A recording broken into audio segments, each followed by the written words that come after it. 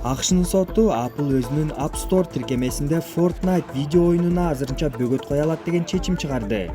Оюнду иштеп чыккан Epic Games компаниясы Apple ишканасынын тиркемеден түшкөн кирешенин 30% алуу талабына нааразы болуп, эрежелерди атайын бузган болчу. Ушул жумада Google үйүңүздө отуруп эле музейди кыдыруунун жаңы жолун ачыктады.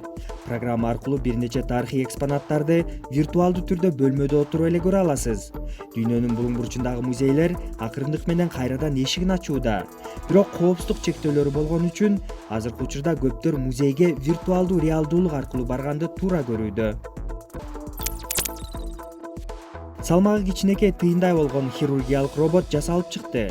Mini RMC аттуу роботту Гарварддын Вуз институту менен Sony компаниясы иштеп чыкты.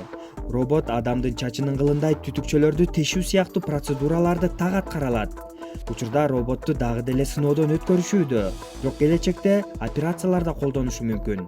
Көлөмү жана салмагынан улам башка хирургиялык роботторго караганда аны орнотуу бир топ оңой.